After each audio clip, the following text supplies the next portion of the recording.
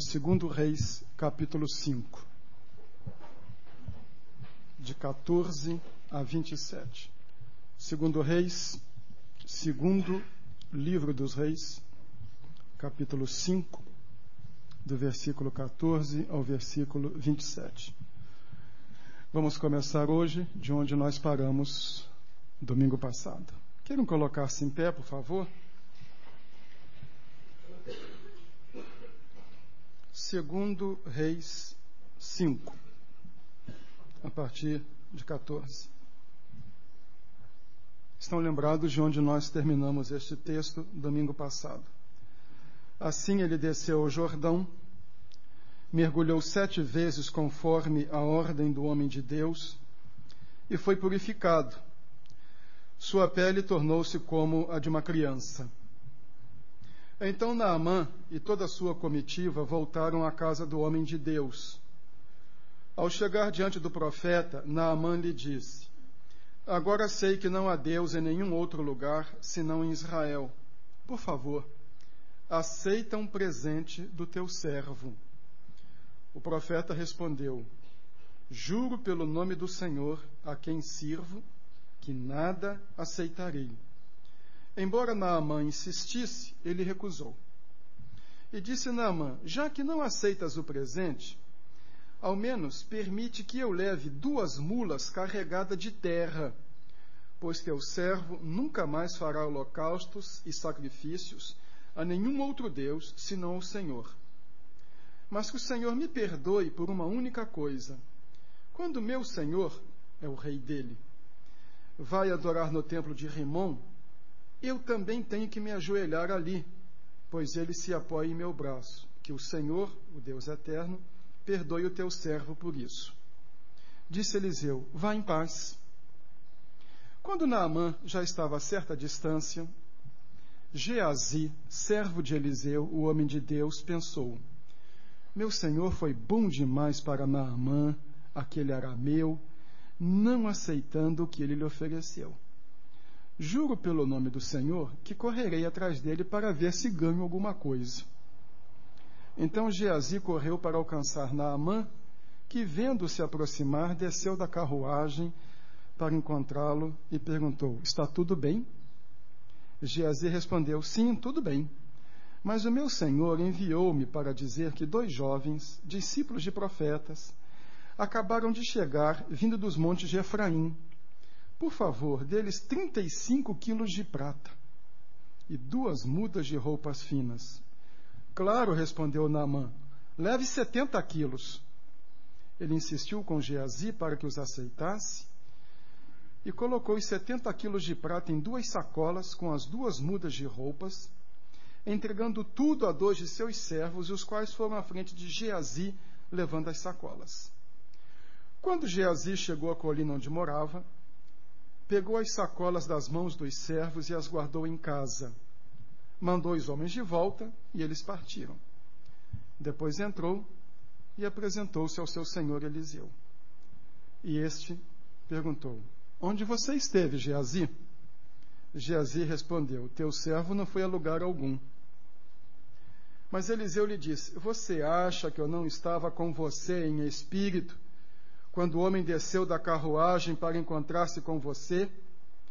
Este não era o momento de aceitar prata, nem roupas, nem de cobiçar olivais, vinhas, ovelhas, bois, servos e servas.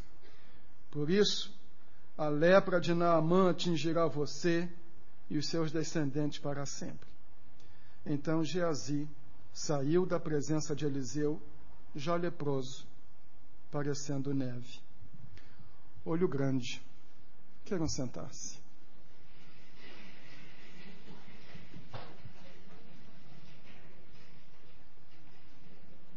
Vamos resumir a história de domingo passado. Naamã, general do exército sírio, leproso. Houve uma menina que é escrava na sua casa, ela era israelita, dizer que o profeta Eliseu o curaria. Naamã procurou o rei sírio, que encaminhou uma carta para o rei de Israel, pedindo que curasse Naamã.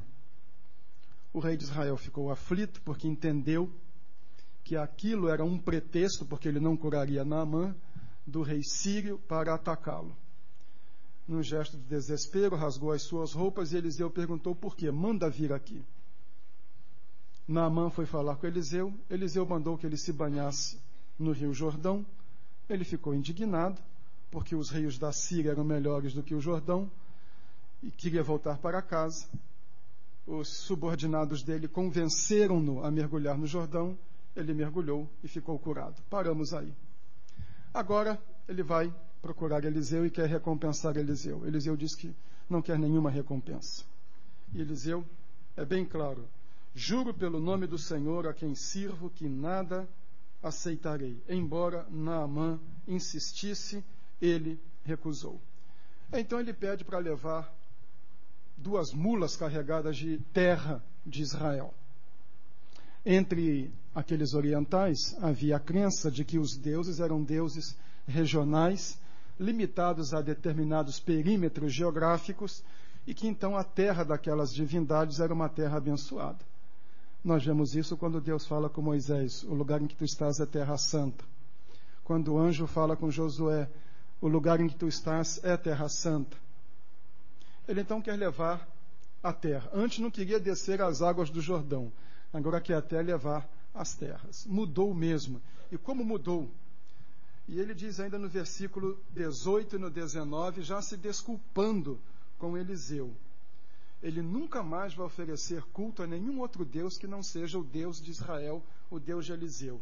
Mas pede que o Senhor eterno, Yahvé, me perdoe por uma coisa: quando meu senhor, o rei, vai adorar no templo de Rimon, ele era mais ou menos seu ministro da guerra, eu tenho que ir com ele. Ele vai apoiado no meu braço e eu tenho que me ajoelhar. Senhor, perdoe o teu servo por isso. Eliseu disse: vá em paz. Aí, tudo bem. Mas acontece que há um sujeito chamado Geazi, discípulo de Eliseu, olho grande. E olho grande é um problema. Foi só Naamã sair que ele ficou pensando: puxa vida, que oportunidade boa de faturar. Como é que Naamã manda o homem, Eliseu manda o homem embora sem pedir nada? Aí ele vai correndo atrás e pede: olha, chegaram 2 discípulos dos profetas, quer dizer, chegaram 2 seminaristas lá no seminário. Eliseu era o reitor, e então as despesas vão aumentar. 35 quilos de prata, pouco, né? E 2 mudas de roupa. Naamã estava tão feliz, disse: não, leva logo 70. E ele volta para casa feliz da vida, guarda os 70 quilos de prata, e depois, com aquele ar lambido, aparece diante de Eliseu. Onde é que você foi, Geazi? Eu? Eu não fui a lugar nenhum. E aí Eliseu diz assim: eu vi, eu sabia, eu estava lá em espírito. Agora a doença que Naamã tinha vai pegar em você. Curioso é que Geazi significa vale da visão. Gui, vale, ashi, ver.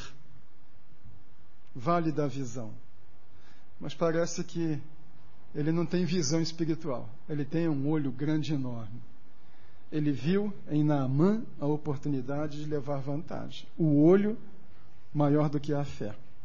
Vamos ver a história de Geazi. Vamos ver o que lhe aconteceu e vamos ver o que pode acontecer conosco. Sabem, Geazi é uma advertência muito grande para nós, muito grande mesmo, em algumas coisas. A primeira é que nós podemos estar tão familiarizados com verdades religiosas que fiquemos alheios ao poder delas. Isso é trágico. A pessoa fica tão familiarizada com aquelas verdades que ignora o seu poder. Aquilo é costumeiro para ela. No caso de Geazi, ele trabalhava com Eliseu. Ele tinha visto outros sinais de Eliseu. Os livros de Reis narram 7 milagres efetuados por Elias. Eliseu pediu uma porção dobrada do espírito de Elias. Realizou 14 milagres. Ele superou o seu mestre. Geazi o acompanhava. Geazi viu isto. Mas estas coisas, vistas por Geazi, foram incapazes de mudar o seu coração e de levá-lo a um sentimento de reverência e de temor. Ele sabia do poder de Deus, mas acostumou-se a ele. Não sentia mais o impacto. Às vezes nós estamos na igreja. Uma pessoa que não está, entra, ouve um hino e aquele hino comove a pessoa a ponto da pessoa chorar pela mensagem. Nós já ouvimos tantas vezes que aquilo não nos diz nada. A pessoa não conhece, ela começa a ler a Bíblia e aquilo exerce um impacto sobre ela extraordinário. Eu me lembro quando comecei a frequentar a igreja e comecei a ler a Bíblia, no dia em que eu li a agonia de Jesus no Getsêmani, em que ele suava gotas de sangue, eu fiquei tão impactado com aquilo que eu parei a leitura para chorar. Ainda não me converteram. Eu fiquei impressionado com aquilo. E depois fui comentar com alguns adolescentes da igreja, e aquilo para eles era tão banal. Você achou bonito? Aquilo não lhes tocou o coração. Uma coisa que nós devemos ter em mente é que a familiaridade não pode impedir que nós vejamos a grandeza de Deus ou o seu poder. Estamos na igreja, vemos resposta de oração. Alguém que estava numa situação prestes a morrer e houve então uma restauração daquela pessoa e nós simplesmente não nos sentimos tocados por aquilo. Quando eu era pastor em Marília, eu era pastor da primeira e interino da segunda. Tivemos um irmão que era maquinista da FEPASA. E numa ocasião houve um acidente e a composição que puxava o trem caiu. Esse irmão ficou sobre as ferragens a noite inteira. Passou, eu não me lembro mais, tanto tempo decorrido, 2 ou 3 meses, morre não morre, no hospital em Marília. Hermínio Salvádio era o tesoureiro da segunda igreja. 3 anos atrás eu preguei na consagração do seu filho, Sérgio Salvádio, ao ministério pastoral lá em São Paulo. Mas nós íamos sempre ao hospital orar com o irmão Salvádio, a igreja fez vigília de oração, orou por ele, e numa ocasião a esposa telefonou e disse: pastor, o Hermínio está morrendo. E eu fui para o hospital, fomos orar, e, me desculpem os médicos da igreja, não tem nada a ver com a sua classe, mas especificamente aquela pessoa, um médico chegou e disse assim: olha, isso aí é caso perdido. Pode preparar a mulher, porque ele não escapa.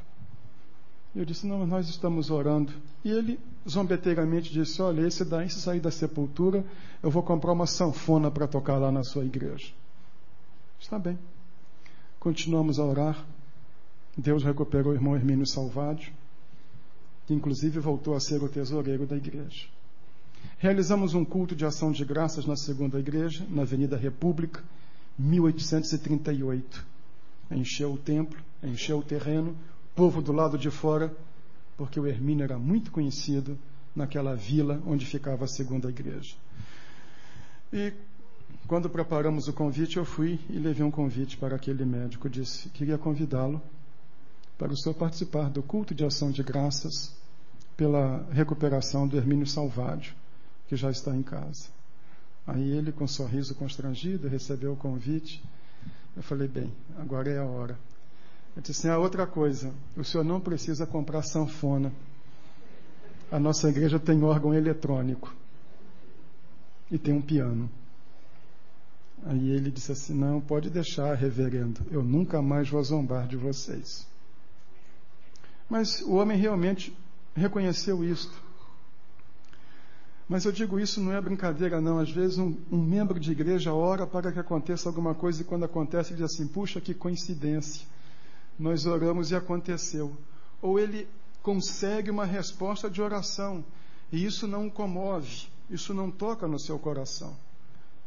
Nós vamos nos acostumando tanto com estas coisas que deixamos de ser alcançados por elas. Não se pode perder o impacto, o temor, a reverência diante das coisas santas. Mas eu vou mais além, não se pode perder o respeito. piadas com Bíblia, piadas sobre oração, piadas com verdades santas sobre Jesus, sobre Deus. Isso é um problema. Foi o que aconteceu com Geazi. Deixar de crer no poder de Deus, de ver aquilo como normal, de não sentir reverência, de não se sentir impressionado.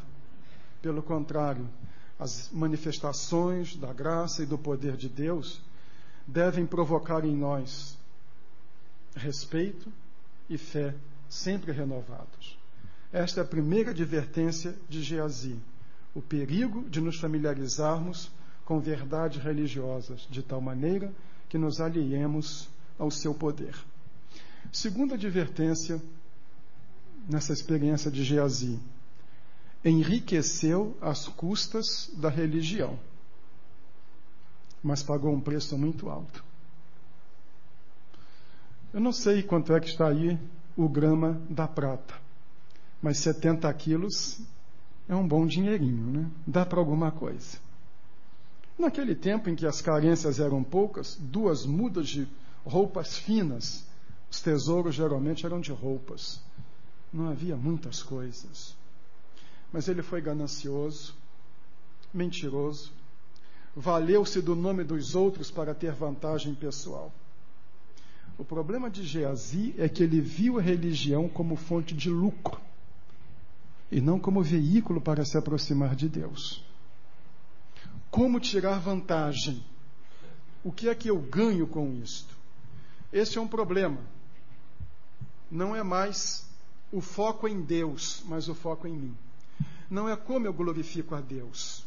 Não é como eu exalto a Deus, mas como é que eu sou beneficiado. O que é que eu ganho nesta história? Não se busca o poder de Deus, mas se buscam vantagens.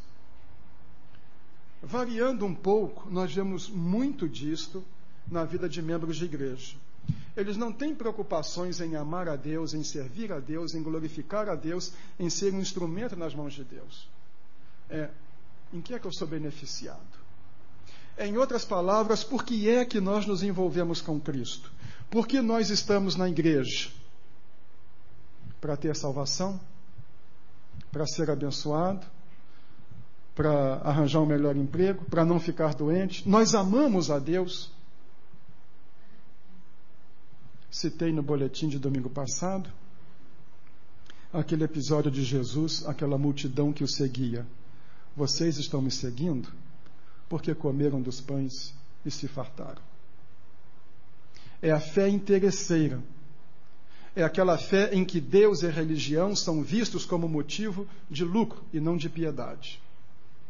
Em que nós procuramos Deus, não por amor a Deus, não por aquilo que Deus é, mas pelas coisas que nós podemos receber. Lembram de Simão, o mago, no Novo Testamento? Ele viu Pedro impor as mãos sobre as pessoas e elas receberem o Espírito. Ele ficou encantado. Olha, quanto é que você quer para você me dar esse dom? Porque depois eu vendo para outro. Eu arrendo e vou terceirizar. Saio por aí vendendo em doses homeopáticas. Não tinha nenhum respeito, não tinha nenhum amor. Nós vivemos numa época que valoriza muito mais os bens e as coisas do que o caráter. Infelizmente, até a visão religiosa é uma visão utilitária e pragmática. Religião que sempre foi algo para quebrantar e sensibilizar a pessoa e aproximá-la de Deus e formar o seu caráter. Levar a pessoa a se achar e a se situar no universo. Colocar a pessoa diante do sagrado, de totalmente o outro, como eu faço, como eu vivo, tornou-se agora em malhação espiritual. Como eu fico bom? Como é que eu aproveito? Então, a preocupação deixa de ser com Deus e passa a ser com a pessoa. Muitas vezes também nós queremos Deus para que Ele nos abençoe, para que nos torne ricos, bens de vida. E vemos até muito discurso nesta linha. Achamos que uma pessoa está sendo abençoada se ela está crescendo materialmente. A família está destroçada. O caráter está lá embaixo. A pessoa não tem nenhuma reputação. mas ela acha que bênção é situação material. A presença de Deus na vida de uma pessoa deveria deixar marcas de caráter. Provérbios, capítulo 15, versículos 16 e 17.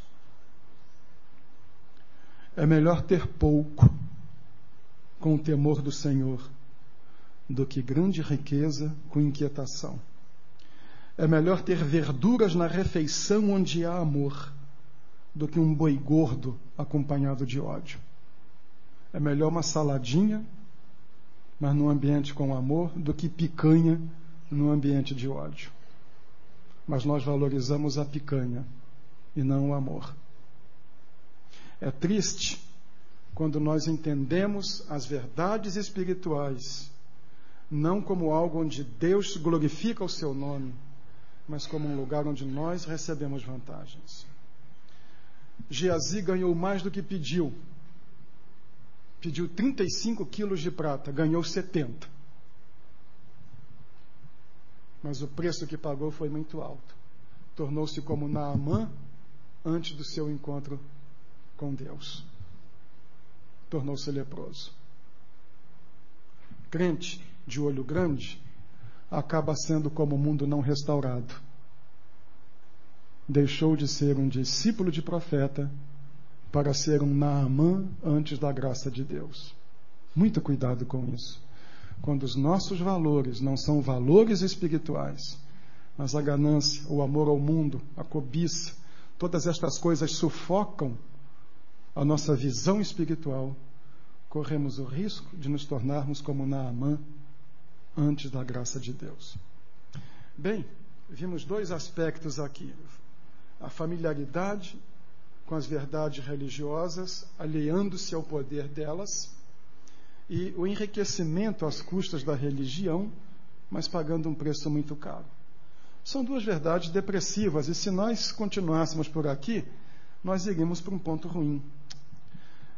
Mas a história de Geazi não é uma história que termina aqui. Ele desaparece daqui desse capítulo 5, mas vai reaparecer no capítulo 8.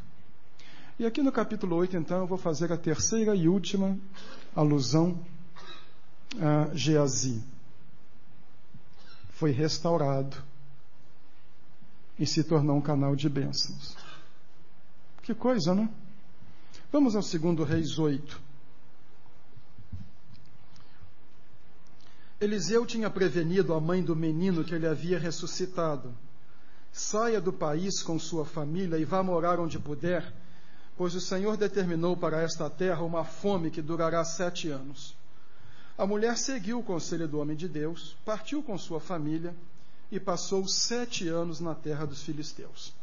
7 anos, pela lei mosaica, significava que a terra ficou abandonada. Então a terra deixou de ser desta mulher, passou para a mão de outros. Os hebreus precisavam da terra cultivada.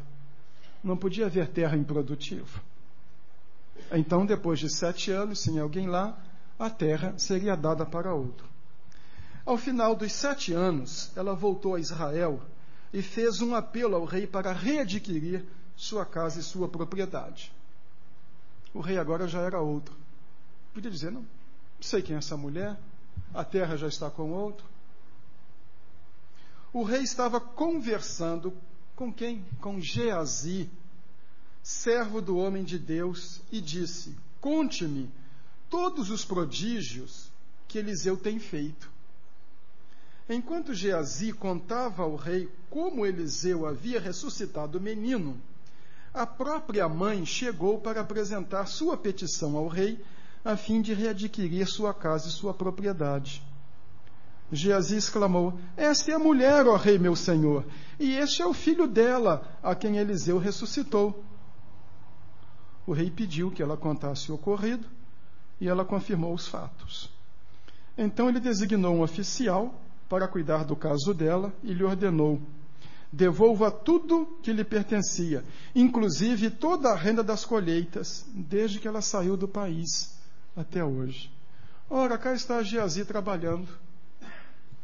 Não está mais leproso. Não sei o que houve, porque o texto bíblico não narra. Mas o fato é que ele está purificado, porque, inclusive, está diante do rei. E ele estaria simplesmente exilado num canto se continuasse com lepra. Agora, não é o olho que é grande, a língua é grande. Mas a língua é grande para o bem, não riam. Ele não é um fofoqueiro. Agora ele é um testemunhador do poder de Deus e dos atos de Eliseu. Agora o olho era grande, mas para desejar o bem para os outros. Ó rei, é esta mulher. Agora ele vê bem, agora ele lembra. E é o testemunho dele que é decisivo para que esta viúva receba o que havia perdido. Isso é bonito, não é? Pode ser que nós falhemos bastante como Geazi, mas sabe que com Deus nunca é o fim, sempre uma oportunidade para os seus filhos. E aqui está Geazi trabalhando, chamado de servo do homem de Deus. Parece que até o próprio Eliseu o recebeu de volta. Ele é servo de Eliseu 7 anos depois. Está bem, e agora ele usa um testemunho. Nós pensamos muito em nós. Fazemos como Geazi. Mas agora Geazi não está buscando vantagem para si. Está defendendo o direito da mulher. Está desejando o melhor para a mulher. Nós pensamos nos outros. Nós oramos por nós. Nós oramos pelos outros. Nós nos damos à prática da oração intercessória. Nós exultamos em nossa salvação. Desejamos a salvação dos outros. Agora, Geazi não busca bem material para si. A experiência foi determinante. Agora ele busca o bem material para outras pessoas. Mas a questão fundamental aqui, neste capítulo 8, é esta. Por maior que seja a queda, Deus pode nos restaurar e pode nos usar. Alguns de nós podemos vacilar e fazer como Geazi. Mas a graça de Deus é maior que o nosso pecado. O amor de Deus supera em muito as nossas falhas. E esse amor de Deus pode nos levantar. Aquele mesmo Pedro que caiu de maneira vergonhosa, foi depois grandemente usado por Deus. E essa talvez seja o melhor da história de Geazi. Cair, todos nós podemos. Não pense que você não pode, porque pode. Inclusive a Bíblia diz, aquele que está de pé, tome cuidado para que não caia. Cair, todos nós podemos, mas levantar, todos nós devemos. Esta é a lição de Geazi. Mas somando toda a história e resumindo tudo, podemos dizer o seguinte: cuidado com o olho grande. Cuidado com a cobiça do mundo. Cuidado com a diminuição dos valores espirituais e o aumento dos valores do mundo no nosso coração. Cuidado para evitar que o amor ao mundo seja maior do que o amor a Deus. Lembre-se desta declaração de Paulo em 1 Timóteo, capítulo 6, 9 e 10. 1 Timóteo 6, 9 e 10. Os que querem ficar ricos caem em tentação, em armadilhas e em muitos desejos descontrolados e nocivos que levam os homens a mergulharem na ruína e na destruição. Pois o amor ao dinheiro é a raiz de todos os males. Algumas pessoas, por cobiçarem o dinheiro, desviaram-se da fé e se atormentaram com muitos sofrimentos. Lembremos ainda 1 de João 2,15. 1 de João 2,15. Não amem o mundo, nem o que nele há. Se alguém ama o mundo, o amor do Pai não está nele. E lembremos ainda de Mateus 6:33. Busquem primeiro o reino de Deus e a sua justiça, e todas as demais coisas vos serão acrescentadas. Valores espirituais acima dos valores do mundo. E se cairmos, a graça é maior que o nosso pecado. mas cuidado com olho grande. Vamos